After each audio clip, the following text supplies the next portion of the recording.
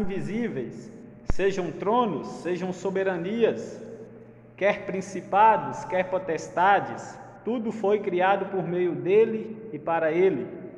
Ele é antes de todas as coisas, nele tudo subsiste. Ele é a cabeça do corpo, da igreja. Ele é o princípio, o primogênito de entre os mortos, para em todas as coisas ter a primazia, porque aprove a Deus que nele residisse toda a plenitude, e que, havendo feito a paz pelo sangue da sua cruz, por meio dele, reconciliasse consigo mesmo todas as coisas, quer sobre a terra, quer nos céus. E a vós outros também, que outrora eres estranhos e inimigos no entendimento pelas vossas obras malignas, agora, porém, vos reconciliou no corpo da sua carne, mediante a sua morte, para apresentar-vos perante ele santos e inculpáveis e irrepreensíveis, se é que permaneceis na fé, alicerçados e firmes, não vos deixando afastar da esperança do Evangelho, que ouvistes e que foi pregado a toda criatura debaixo do céu, e do qual eu, Paulo, me tornei ministro. Meus irmãos, vamos fazer mais uma rápida oração? Querido Deus, no nome de Jesus Cristo, o verdadeiro Deus e a vida eterna, nós rogamos a tua iluminação nesta noite, ó Pai, que o Senhor venha falar conosco para a edificação da tua igreja, no nome de Jesus, amém. Meus irmãos, mais uma vez, nós vamos estudar sobre Colossenses. Domingo passado nós falamos sobre o que Cristo tem feito em nós, nos dando nova vida e as virtudes que Ele nos deu. E nós falamos que agora o novo homem tem que abandonar os seus pecados. E o irmão Eric também trouxe uma reflexão na terça-feira sobre as virtudes dessa nova união com Cristo, mostrando assim a profundidade desta carta de Paulo aos Colossenses. É um livro que exalta a superioridade de Cristo, a supremacia de Cristo. Jesus, ele ocupa uma posição tão alta que a mente humana não possa imaginar, que as letras do alfabeto não podem descrever, porque ele está tão elevado, tão acima, que a nossa imaginação ela é limitada. E nós vemos Paulo aqui combatendo, refutando heresias acerca da divindade de Cristo. Existia um povo aqui que eles eram os agnósticos, eles negavam a divindade de Cristo. É como se fossem os testemunhas de Jeová aqui no nosso contexto. Eles negam a divindade de Jesus, eles negam a divindade do Espírito Santo. E Paulo, para combater essas heresias, vai exaltar a divindade de Jesus Cristo, mostrar que ele está em uma posição muito alta que o próprio Pai, Deus Pai, o colocou. E ele começa aqui dizendo: ele nos libertou do império das trevas, ou seja, está falando a respeito de Jesus. Ele nos libertou. O homem estava em trevas, no império das trevas. O homem tinha por amigo Satanás. E quando a palavra de Deus diz que ele nos libertou, a palavra aqui para libertar significa ele nos atraiu para si. Ou seja, não é mérito de nenhum homem estar aqui. Não foi nenhum homem que olhou primeiro para Jesus. Foi ele que nos atraiu, ele que nos buscou. Isso significa que ele nos libertou. Essa palavra libertar significa que Jesus nos resgatou, nos atraindo para Ele, atraindo para si. E se refere à libertação espiritual do cristão por Deus, do reino de Satanás para o reino da luz, que é o reino de Jesus. Então, meus irmãos, dá para entender que quem não está com Cristo pertence a um mundo espiritual de trevas. Ou seja, não se engane, nem todas as pessoas vão ser salvas. Existe um povo na nossa sociedade que pertence ao reino das trevas. E trevas significa engano, ilusão, pecado. Ou seja, as pessoas são escravizadas pelo pecado. Nós éramos escravizados pelo pecado. Talvez muitas pessoas, eu não fumo, eu não bebo, eu não pratico pecado. Além de estar enganado com a sua situação, por mais que ela não faça as coisas, a natureza pecaminosa é o que prevalece nela. Ela recebeu o pecado de Adão e ela não foi reconciliada com Deus por meio de Jesus ainda. Então nós vemos Paulo aqui, ele nos libertou. Está falando de crente. Só o crente pode ser liberto, o crente verdadeiro. O ímpio não é liberto. Por mais que não bebe, por mais que não está fumando, mas ele é escravizado pelo pecado. Satanás o está escravizando. Satanás é o pai da mentira e está escravizando ele. Então, meus irmãos, Cristo nos tirou desse reino das trevas e nos transportou, nos levou, nos trouxe para o reino do Filho do seu amado. Ou seja, onde há apenas engano, Cristo nos levou para a verdade. Onde há mentira, Cristo nos trouxe para a verdade. E quando a palavra de Deus fala que reino significa, no sentido básico, um grupo de pessoas governadas por um rei. Ou seja, quem pertence ao reino de Cristo tem Cristo como rei. Mas quem pertence ao reino de Satanás tem pelo rei, o Deus desse século, que é Satanás. Agora aqui Paulo está falando a respeito do reino da salvação. Ou seja, nesse reino da salvação só existem os súditos de Deus, os filhos de Deus. Aqueles que receberam Jesus como Salvador, agora está no reino de Deus. Meu irmão, você pertence a um reino. Você não está largado, abandonado, caminhando sem saber por onde.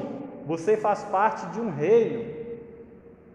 Então, aqui está falando a respeito do reino da salvação, no qual todos os cristãos vivem em relacionamento real e eterno com Deus, sob o cuidado e autoridade de Jesus Cristo. Por que o inimigo, tanto pessoas como Satanás, não nos tocam, não nos engole? Porque nós estamos debaixo da autoridade de Deus. E Davi, reconhecendo isso, ele diz: se não fosse Deus que estiver ao nosso lado, ora diga Israel, o inimigo já nos teria engolido vivo. Então, quando fala que ele nos transportou, ele nos libertou do império das trevas e nos transportou para o reino do Filho do seu amor, ou seja, o Pai, Deus Pai, aqui nós vemos aqui a Trindade, nós vemos Deus Pai dando o reino para o seu Filho, para Jesus, a quem o Pai, Deus, ama como uma expressão do amor eterno. Ou seja, significa que cada pessoa chamada e justificada pelo Pai é um presente de amor dele para o seu Filho. Ou seja, você é um presente de Deus para Jesus Cristo. Jesus Cristo naquela cruz ali ganhou você que creu, ganhou você que depositou a sua confiança. Você é um presente. Ou seja, Deus Pai deu o reino para Deus Filho, para Jesus Cristo. E lá em João 6,37 diz assim, a base bíblica: Deus deu nós para Jesus, deu. Todo aquele que o Pai me dá, esse virá a mim.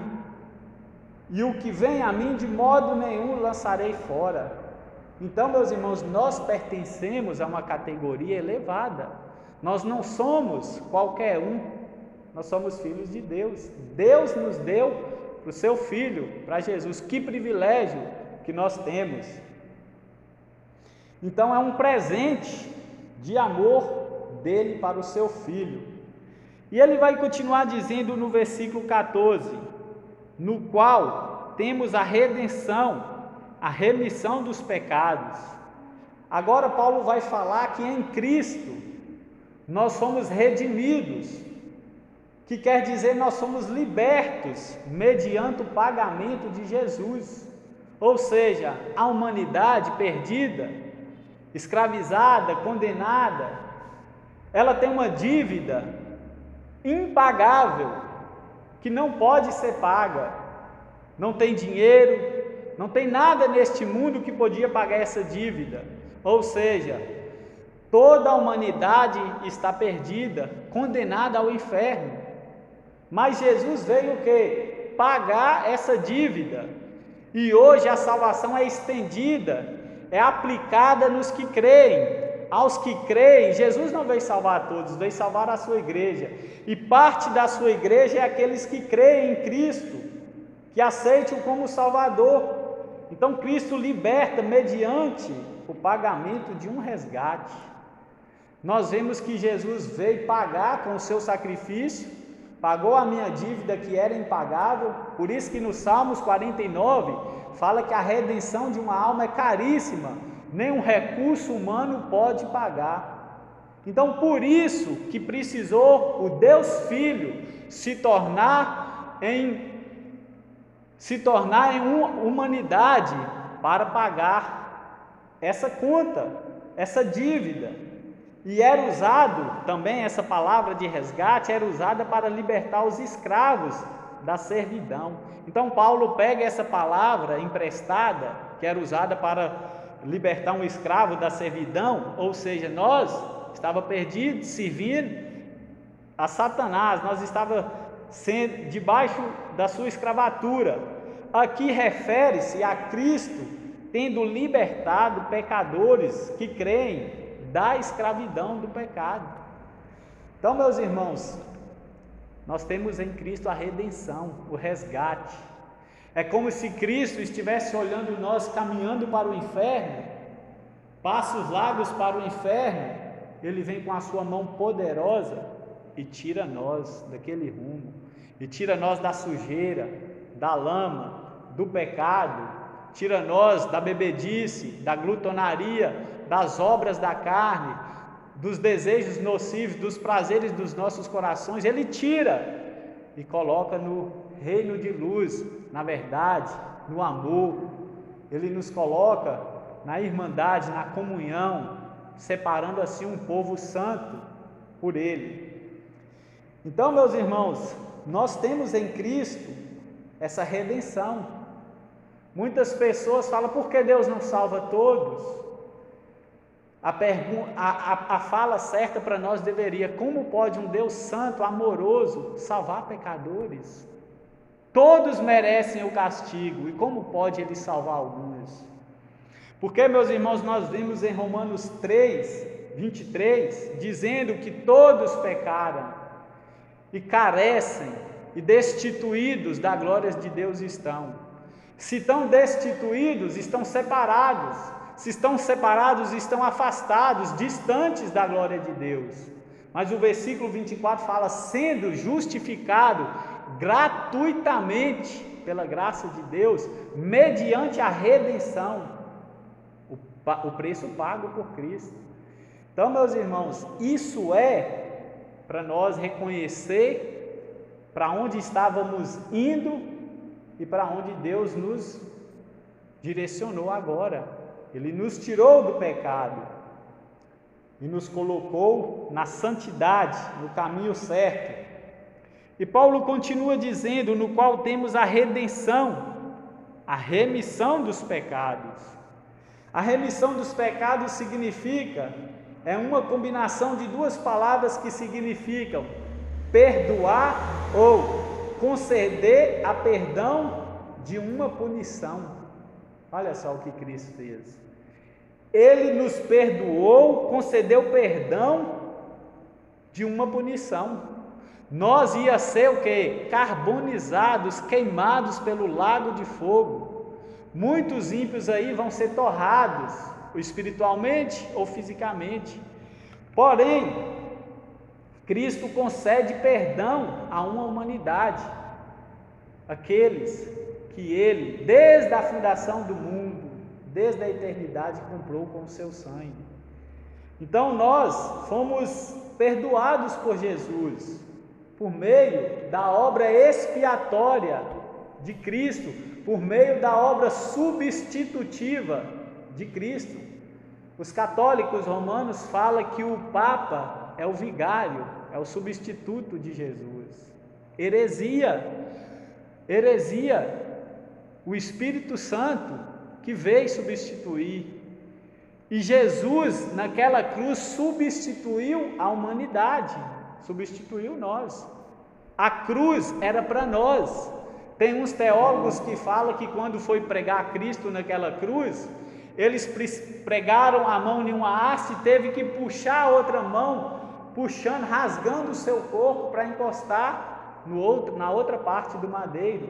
Ou seja, mostrando que aquela cruz não era para ele, era para nós, era para a humanidade. Por isso que tem o Evangelho, as boas notícias. No mundo cheio de más notícias, corrupção, roubo, engano, morte, o Evangelho está no meio, trazendo boa notícia à humanidade perdida, caída, que está condenada ao inferno. Então, a remissão dos pecados de Cristo, Ele veio remir o povo. Cristo não nos veio dar uma melhor vida nessa terra. Cristo não nos veio dar um carro ou uma casa.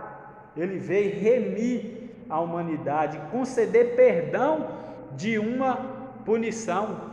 Infelizmente, tem muitas igrejas que, se for para ouvir um estudo onde vai falar de pecado, não querem ouvir, mas o que atrai os pecadores é o que Cristo fez, por que Ele fez, para quem que Ele fez, como Ele fez, por que se tornou homem, por que teve que pagar, por que você deve, você é culpado, por que você é réu no julgamento, mas Cristo toma o nosso lugar. Agora, meus irmãos, do versículo 15 ao 20, vai falar sobre os componentes da heresia que ameaçava a igreja de Colossos.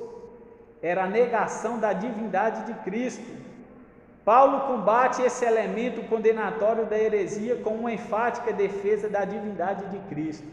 Aqui agora vai entrar a divindade, a supremacia, a autoridade, a superioridade de Cristo.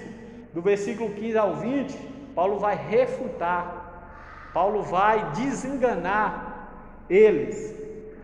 E Paulo fala, está falando de Cristo, este é a imagem do Deus invisível, o primogênito de toda a criação. Agora Paulo está falando, esse Jesus que vocês estão negando a divindade, ele é a imagem do Deus vivo. Ele, Cristo, é a exegese de Deus. Quer conhecer Deus? Olhe para Cristo. Quer saber quem Deus é? Olhe para Jesus. E eles negavam essa divindade de Jesus. E quando Paulo fala que este é a imagem do Deus invisível, Paulo está querendo dizer que a palavra imagem tem um significado de eikon, do grego, de onde deriva a palavra ícone, em português, significa cópia ou semelhança. Jesus Cristo é a imagem perfeita, a semelhança exata de Deus e subsiste na forma genuína de Deus. Olha só, a Trindade, Deus Pai, Deus Filho, Deus Espírito Santo, os três estão unidos, os três são intimamente ligados um ao outro, nenhum é maior do que o outro, por isso que Jesus fala, eu e o Pai somos um. Eles estão em perfeita harmonia, eles combinam em tudo, porém, eles exercem atividades diferentes, mas eles são dignos de adoração, tanto o Pai, tanto o Filho e tanto o Espírito Santo. É tanto que Filipenses, Paulo, reconhecendo isso, Paulo fala que Cristo não teve como usurpação o ser igual a Deus, mas esvaziou a si mesmo. Ou seja, Jesus estava na glória, tendo os mesmos benefícios de Deus Pai, ele abriu mão da sua glória para vir aqui nessa terra, se humilhar, tornar uma forma de homem e passar a vergonha da cruz. E Jesus também disse, em João 14, um dos seus seguidores fala com ele: Cristo, Jesus, mostre-nos o Pai. E Jesus responde, no versículo 9 de João 14: há tanto tempo vocês estão comigo, ainda diz, mostre-nos o Pai. Eu e o Pai somos um. Então Cristo é a imagem de Deus. Então Paulo está aqui refutando aqueles hereges, ou seja, a igreja tem que refutar as testemunhas de Jeová, ou qualquer que seja que nega a autoridade de Jesus Cristo, a divindade de Jesus Cristo. Então, meus irmãos, Cristo tem de Deus, perfeita semelhança exata de Deus e subsiste na mesma forma genuína de Deus, e tem sido assim desde toda a eternidade. Ao descrever Jesus dessa maneira, Paulo enfatiza que ele é tanto a representação como a manifestação de Deus.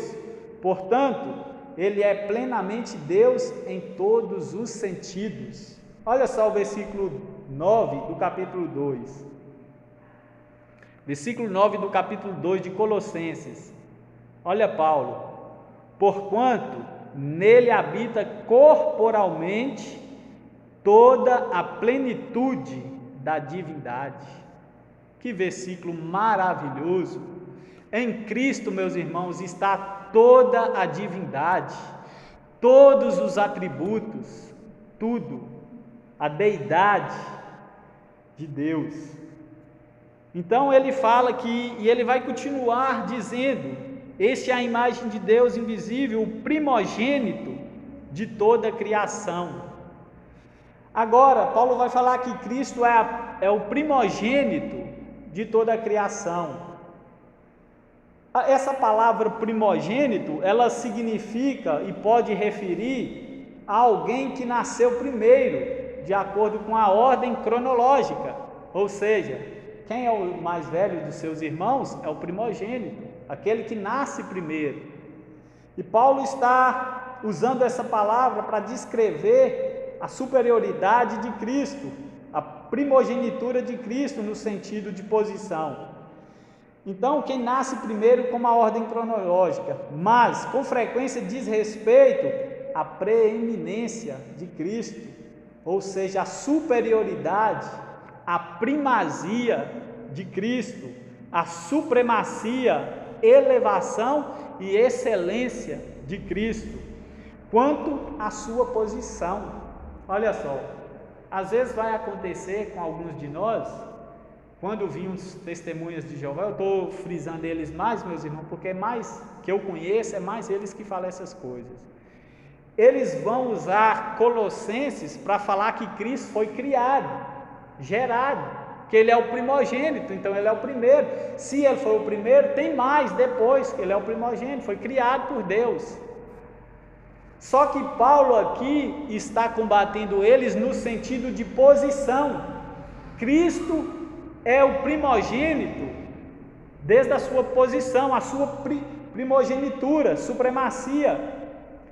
Quanto à posição, é a palavra para descrever a Israel que, não sendo a primeira, Israel não foi a primeira nação, porém ela foi a nação que foi preeminente por Deus, foi ela que Deus escolheu, foi ela que Deus tirou do pecado e fez assentar num lugar alto, uma posição boa. Então, nesse contexto aqui de Colossenses, o primogênito significa claramente o mais alto quanto à posição e não primeiro a ser criado. Porque se estivesse falando de criação, que Jesus foi criado aqui, Paulo iria entrar em contradição. Nós vamos ver mais para frente aqui.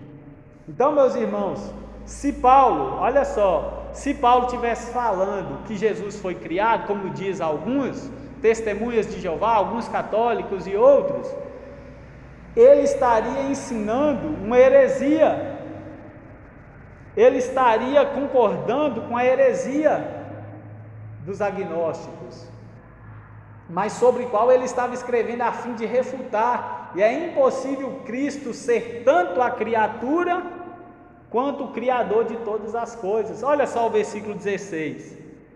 O versículo 16 de Colossenses 2. Pois nele foram criadas todas as coisas nos céus e sobre a terra, as visíveis e as invisíveis. Paulo está querendo refutar eles dizendo: Cristo não é uma criatura, Cristo é um Criador.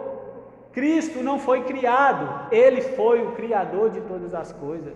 Então, se ele estivesse falando a respeito de criação, ele estava entrando em contradição. Então, quando um testemunhas de Jeová vem falando que Cristo foi gerado, que foi criado, mostra para eles o versículo 16, porque dele e para ele, porque em tudo, pois todas as coisas foram criadas nele. Então, meus irmãos, assim Jesus é o primogênito nesse sentido de posição. E outra coisa, no sentido de que ele tem a preeminência e possui o direito da herança de toda a criação. Nós lemos lá em Hebreus, exaltando a superioridade de Jesus. Então ele existia antes da criação e é exaltado numa posição acima dela, da criação. Mas pode a criação ser maior do que o Criador? Existe isso? Jamais. Cristo criou tudo. Cristo, meus irmãos, já existia. Cristo não teve início, nem meio e não terá fim. Ou seja, sempre existiu. Cristo não conhece o que é. Cristo, no dicionário dele, não tem essa palavra que ele foi criado. Ele sempre existiu. Nunca foi criado. Ele é a preexistência de Jesus, ou seja, ele existe. Então está falando a respeito de posição. Agora olha só o versículo 16. Pois nele foram criadas todas as coisas, nos céus e sobre a terra. Quando na obra da criação Deus foi criar o mundo, ou seja, a criação é só um parêntese no meio da eternidade, não é nada. 6.000 anos atrás não é nada, é só um parêntese. Quando Deus foi criar e falou haja luz, Cristo foi o Criador, foi Cristo que criou. Ele que criou todas as coisas, por isso que fala, pois nele foram criadas todas as coisas, tanto no céu como na terra, as visíveis, os que nós enxergamos, e as invisíveis. Aí depois ele fala, as visíveis e as invisíveis, sejam tronos, sejam soberanias, quer principados, quer potestades, tudo foi criado por meio dele e para ele. Cristo é o autor da criação. Essas são diversas categorias de anjos criados por Cristo e sobre os quais ele governa. Cristo governa os anjos. Não há comentário quanto a serem santos ou caídos, ou seja, Cristo tem poder sobre os anjos caídos e os anjos que ficaram no seu estado de posição de obediência a Deus. Então, não há comentário quanto a serem santos ou caídos, uma vez que Ele é o Senhor de ambos os grupos, de toda a categoria celestial e angelical. Os falsos mestres haviam incorporado a sua heresia, o culto aos anjos. Por isso que Paulo vai falar, tudo foi criado por ele, tanto os anjos, potestades. Olha só no versículo 18 do capítulo 2. Diz assim: ninguém se faça árbitro contra vós outros, pretextando humildade e culto dos anjos, baseando-se em visões, enfatuado, sem motivo algum na sua mente carnal. Então estava havendo ali culto aos anjos, e Paulo vai refutar que Cristo criou os anjos. Quem é digno de ser adorado, cultuado, reverenciado, é Cristo, não anjos. Lá na Vila Batista tem uma igreja lá que cultua o anjo, Arcanjo Miguel, heresia, blasfêmia contra Deus. Lá eles falam que o anjo Miguel, de vez em quando, desce para dar poder para expulsar os demônios que manifesta lá naquela igreja. O próprio arcanjo Miguel, na carta de Judas, vai falar que ele vai mostrar submissão a Jesus. Quando ele está ali com o diabo contendendo a respeito do corpo de Moisés, ele não ousa advertir ou repreender Satanás, mas ele fala que o Senhor te repreenda, mostrando submissão a Deus. E essas pessoas estavam cultuando os anjos. Em muitas igrejas, meus irmãos, onde manifesta as revelações, igrejas Deus é amor e tantas outras, as pessoas dizem que vê anjos voando no altar, no meio da membresia, anjos passando por cima, dando poder para a igreja, dando capacidade, revestimento de poder. É assim que está acontecendo e está no nosso contexto. Mas Paulo, se estivesse nos nossos dias, levanta seus dorminhocos, abre os seus olhos, desperta, tu que dormes. Quem merece toda adoração é somente aquele que está acima dos anjos, entronizado nos céus, Jesus Cristo. Então, meus irmãos, eles haviam incluído o culto aos anjos, incluindo a mentira que Jesus era um deles, que Jesus era um anjo apenas, um simples anjo que também se manifestava no meio dos outros. Então Jesus era um meramente espírito criado por Deus, inferior a Deus, inferior a Ele, a Deus. Paulo rejeitou isso e esclareceu que os anjos, qualquer que fosse a posição deles, se santos ou se caídos, qualquer um deles, são simples criaturas, e o Criador deles, que é Jesus, não é outro senão o Supremo, o Superior, Cristo Jesus. Então, o propósito que Paulo classifica da posição dos anjos é para demonstrar imensurável superioridade de Cristo sobre qualquer ser que os falsos mestres pudessem sugerir. Então, se eles falassem de qualquer pessoa, Paulo tinha argumento. O negócio com Paulo era Jesus. Essa igreja é cristocêntrica? Se é bíblica, mas se está cultuando a anjos, falando que Jesus, negando a Trindade Santa, que Jesus não é Deus, herética. Então o negócio com Paulo é se a igreja ela é cristocêntrica. E ele continua dizendo que tudo foi criado por meio dele, de Jesus.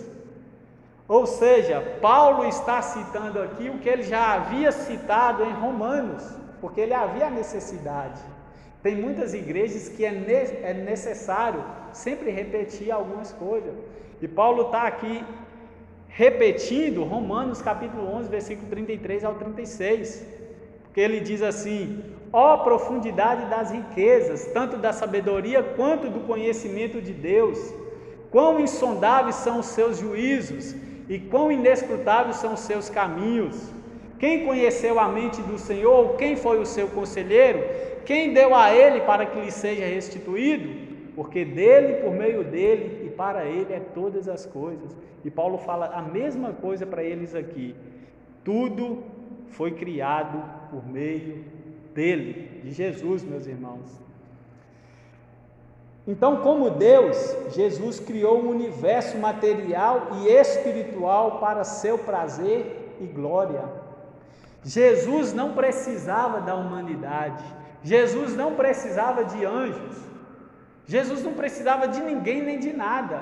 Ele é autossuficiente, nada preenche Jesus, ao contrário, é Jesus que nos preenche. Então Jesus não precisava de criar nada para que fosse completo, ao contrário, mas Ele criou a humanidade, os anjos, a terra, o céu, para o louvor da sua glória. Porque quis, porque foi para o seu prazer. Então Ele não precisava de ninguém. Versículo 17: Ele é antes de todas as coisas, nele tudo subsiste. Está falando da preexistência de Jesus. Jesus sempre existiu. Então, meus irmãos, Ele é antes de todas as coisas. Lá na Igreja Católica eles rezam assim: Santa Maria, Mãe de Deus. Deus não tem mãe. Então, meus irmãos, Ele é antes de todas as coisas. Quando o universo teve início, foi criado, Cristo já existia. Portanto, por definição, Ele deve ser eterno. Jesus é eterno. Hoje eu estava com os meus colegas de trabalho, eles conversando, falando que a música, a nota das músicas são infinitas, que cada dia que passa se descobre, são infinitas. Mas infinitude é um atributo só de Cristo, só da Trindade Santa, só de Deus. Os números, tem gente que fala, os números são infinitos. Talvez para a razão, a mente humana, o homem não consegue ir contando. Vai chegar um momento que o homem não vai saber, mas para Deus é tudo como uma gota na mão de Deus. Isaías, um profeta messiânico, fala que as nações é como uma gota num balde na mão de Deus, que Deus mede o universo a palmos. Então, por que a igreja temer?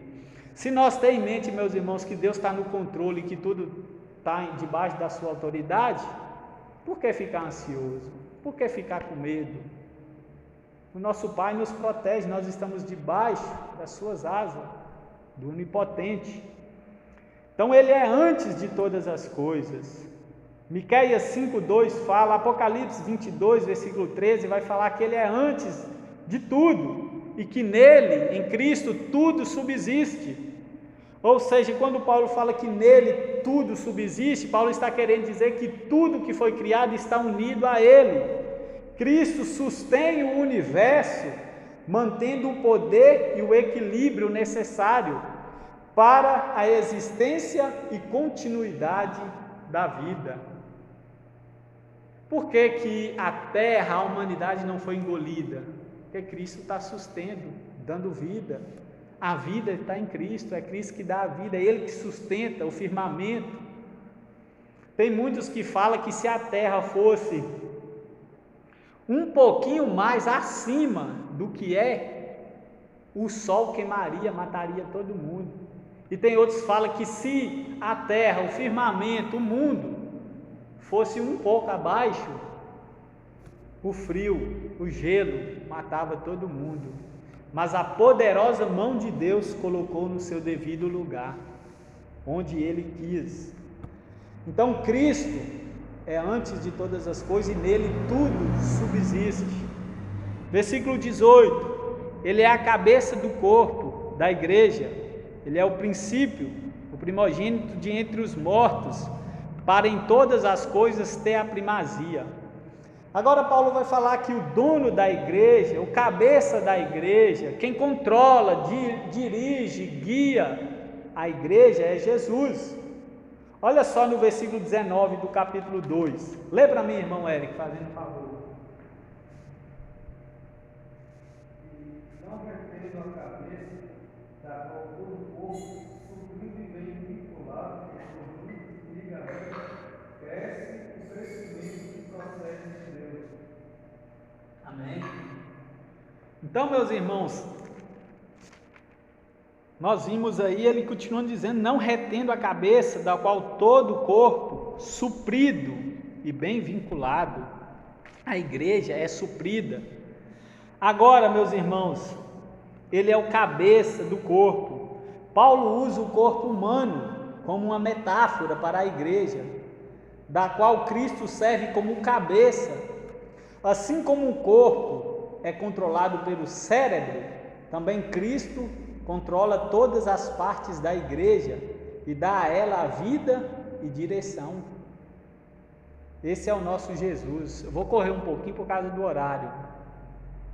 Cristo controla todas as partes da igreja, por isso que deve haver seriedade na igreja, seriedade com o dinheiro que entra, seriedade de como trata os membros, porque Cristo que comprou a igreja. Por isso que deve haver reverência, seriedade quanto a Cristo. Nem um fio aqui é nosso, o vento não é nosso, a igreja não é nossa, ela é de Cristo. Então, meus irmãos, por isso que ele é o cabeça do corpo. O corpo aqui é a igreja invisível, a qual nós estamos inseridos em Cristo. E Paulo vai continuar dizendo, no mesmo versículo 18, ele é a cabeça do corpo da igreja, ele é o princípio, diz respeito tanto à fonte quanto à preeminência. A igreja teve sua origem no Senhor Jesus, está em Efésios 1:4, e ele concedeu vida a ela por meio de sua morte sacrificial e ressurreição, a fim de tornar-se o soberano. Então ele é o princípio, tanto a fonte quanto a preeminência. E ele diz, o primogênito de entre os mortos. Agora aqui para entender, Jesus não foi o primeiro a ressuscitar. No Antigo Testamento nós vemos falando de ressurreição. Tem um cara mesmo que estava morto, quando eles foram enterrar, eu não sei se é Elias ou Eliseu. Eliseu, obrigado. Quando foi enterrar, Eliseu jogou o corpo dele, né? Ele triscou em um corpo e ele ressurgiu, foi ressuscitado. Então Jesus não foi o primeiro, Jesus como homem. Mas aqui está falando que Jesus é o primeiro, o primogênito de entre os mortos. Em qual sentido? Jesus foi o primeiro na ordem cronológica a ser ressuscitado para nunca mais morrer. Esses que ressuscitaram no Antigo Testamento morreram de novo, desceram à tumba. De todos aqueles que foram ou que virão a ser ressuscitados de entre os mortos, e isso inclui todas as pessoas. Portanto, Jesus é supremo, é superior a tudo. Ele é mais do que tudo. Então Jesus, meus irmãos, ressuscitou, nunca mais vai morrer. Aqueles que foram ressuscitados, tanto no Antigo quanto no Lázaro e outros, morreu de novo. E vão estar lá no paraíso, mas vão vir na segunda vinda de Cristo receber um corpo glorificado. Versículo 19. Porque aprove a Deus que nele residisse toda a plenitude. Agora, provavelmente um termo usado pelos adeptos da heresia colossense, porque eles entendiam esse linguajar. Sobre a plenitude eles entendiam. Então, para se referir aos poderes e atributos divinos, os quais eles acreditavam ter sido divididos entre várias emanações. Eles acreditavam em uma plenitude, mas que foi dividida, foi emanada por cada parte.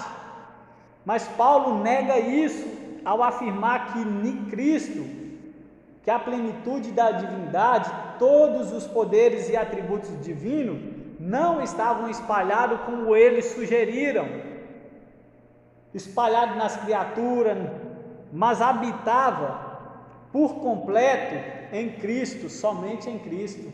Olha o versículo 9 do capítulo 2, mais uma vez. Porquanto nele habita corporalmente toda a plenitude da divindade. Então Paulo aqui está exaltando Cristo demais. Em Cristo habita corporalmente toda a plenitude, por completo em Cristo. Versículo 20, e que havendo feito a paz pelo sangue da sua cruz, por meio dele, reconciliasse consigo mesmo todas as coisas, quer sobre a terra, quer nos céus.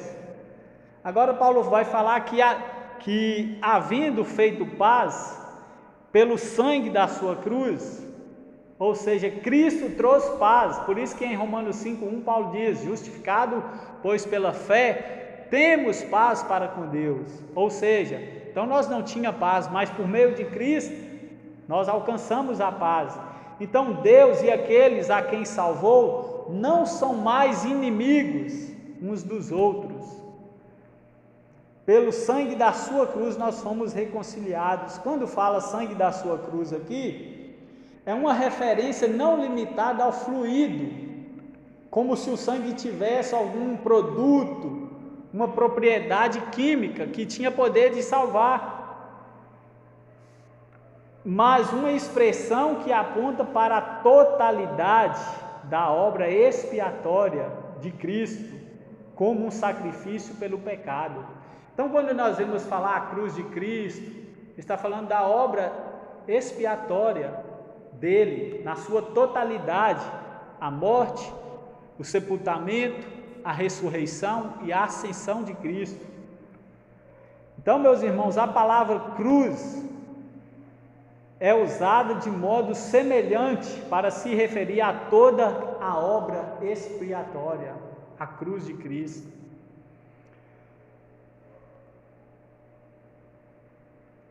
Agora nós vamos continuar aí no versículo 20 ainda. E que, havendo feito paz pelo seu sangue, da sua cruz, por meio dele, reconciliasse consigo mesmo todas as coisas. A palavra grega para reconciliar significa mudar ou trocar. Seu uso no Novo Testamento diz respeito à mudança do relacionamento do pecado com Deus.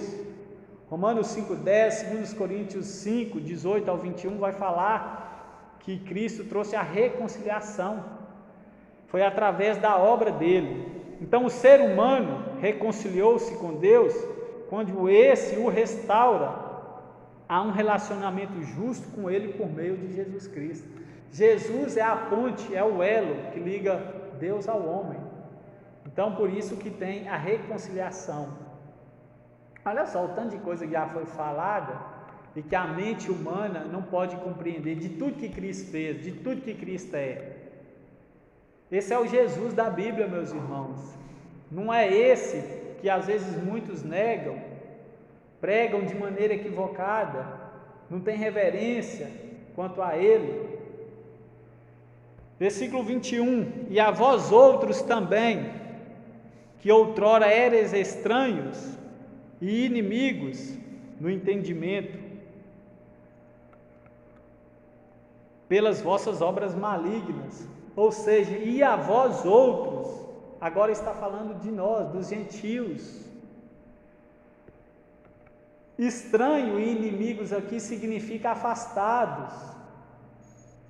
Estranho quer dizer afastado ou separado, antes que fossem reconciliados. Todas as pessoas estavam totalmente afastadas de Deus. Não há salvação sem Cristo. A palavra significa, a palavra para inimigo pode também ser traduzido como maligno. Os incrédulos, meus irmãos, odeiam a Deus e se ressentem de seu padrão santo, porque eles amam as obras ímpias. Pode ver que as pessoas que estão com a mente cauterizada pelo pecado, pelos desejos do seu coração, quando a pessoa prega sobre santidade, ele odeia ouvir aquilo, porque a sua mente é caída, pervertida pelo pecado, e por ele ouvir sobre um Deus santo, ele rejeita. Então, as obras ímpias são característica dos incrédulos, dos ímpios que odeiam a Deus, por isso que eles zombam, escarnecem de Deus, as nações zombam de Deus, porque eles praticam obras ímpias e amam as obras ímpias. Versículo 22, agora porém vos reconciliou no corpo da sua carne, mediante a sua morte, para apresentar-vos perante ele, perante Cristo, santo e inculpável e irrepreensível.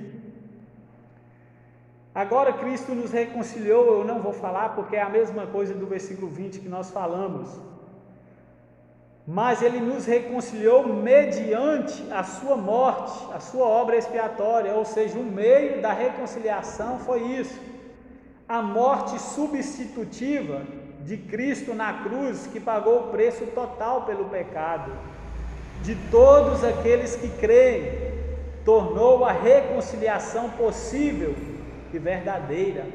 Em 2 Coríntios 5, 21 diz que aquele que não conheceu o pecado se fez pecador, para que em nós fosse feita justiça de Deus.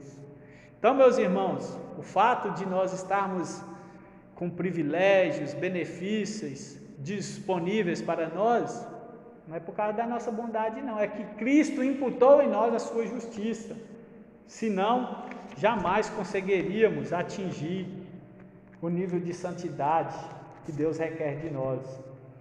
E ele fala que a vós outros também outrora éreis estranhos, agora você não é mais estranho, nem inimigo no entendimento.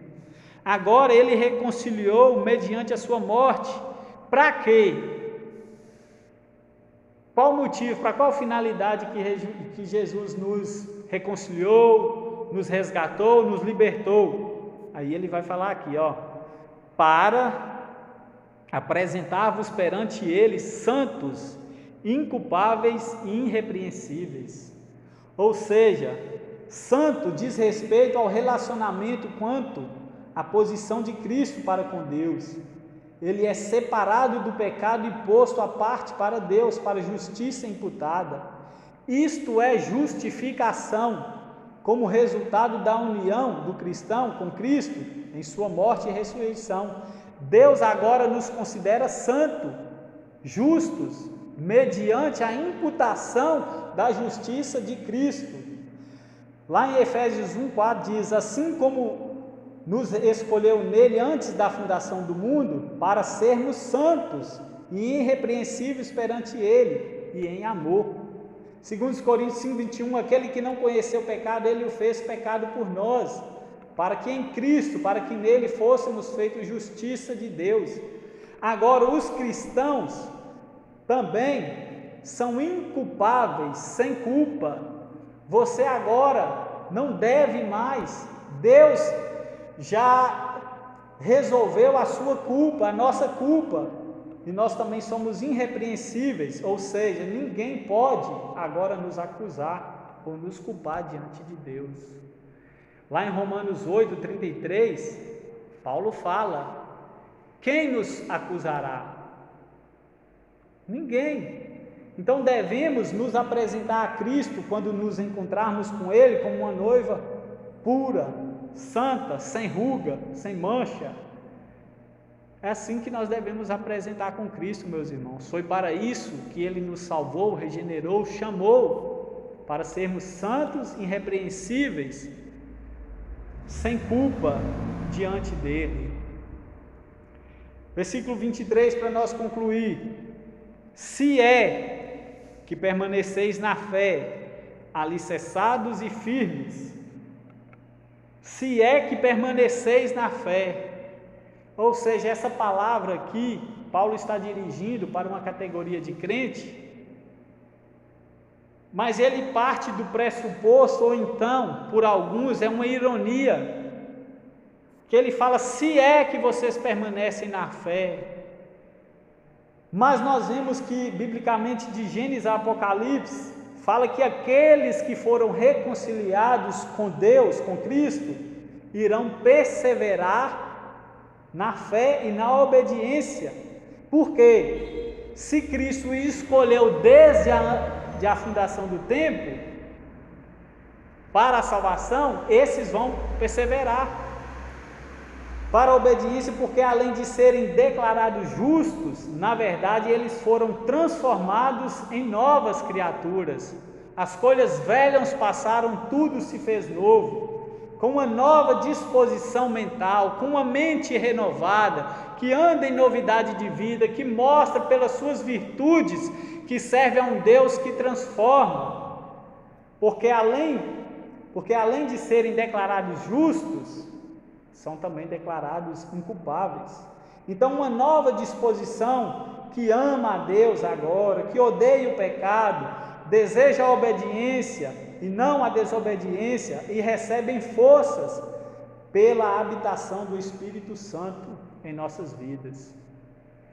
Então, meus irmãos, nós temos uma nova disposição por meio do Espírito Santo. Conclusão: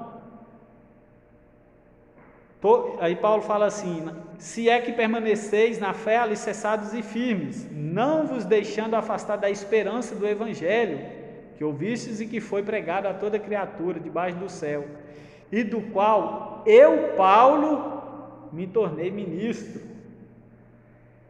Pregado a toda criatura, o evangelho. Paulo lembra da ordem de Jesus, Marcos 16,15, ide por todo mundo e pregai o evangelho, ou seja, é uma ordem, está no imperativo. Então o evangelho não tem limites raciais. Ao chegar em Roma, onde Paulo estava quando escreveu Colossenses, ele alcançou o centro do mundo conhecido naqueles dias. O evangelho não estava preso, mas foi alcançado por todo mundo naquele contexto. Vamos fechar nossos olhos, meus irmãos, mais uma vez, agradecer a Deus. Enquanto você ora, reflita na sua vida, se você tem submetido a esse Cristo, que por Deus está elevado demais. Talvez essa mensagem para alguns que está aqui nessa noite foi um tédio. Talvez muitos não gostaram, mas aqueles que têm a nova semente em seus corações, foi um renovo da parte de Deus.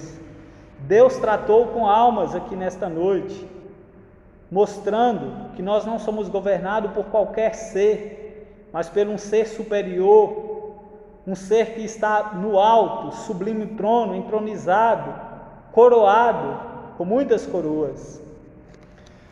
Pai santo e Pai justo, Deus onipotente, Deus sabiente, Deus eterno, Deus onipotente, onipresente, maravilhoso, todo-poderoso, Criador do céu, em Ti, ó Pai, habita todos os atributos.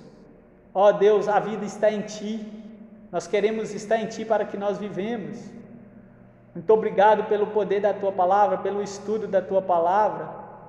Que o Senhor quebre, ó Pai, através da Tua palavra, um coração duro, e que a Tua palavra venha frutificar nos corações, para a glória do Teu nome. Ó Deus, muito obrigado por esses irmãos que vieram aqui ouvir a Tua palavra. Muito obrigado, ó Deus, porque temos acesso à Tua palavra, conhecer de Jesus através da Tua palavra. Muito obrigado pela Tua revelação, manifestação da Tua palavra para nós. É através dela que nós entendemos, compreendemos, estudamos, entendemos, Senhor, o que o Senhor requer de nós. Por quê e para quê, qual o sentido da vida. Nela nós obtemos todas as respostas. Tem misericórdia da humanidade perdida que estão no reino das trevas. Ó meu Deus, usa a Tua igreja para pregar as boas novas de salvação, que através delas muitos sejam tirados do reino das trevas e são levados para o reino das luzes, do Filho do Seu amor. Teu nome seja glorificado e que o Senhor abençoe a cada um de nós. Em nome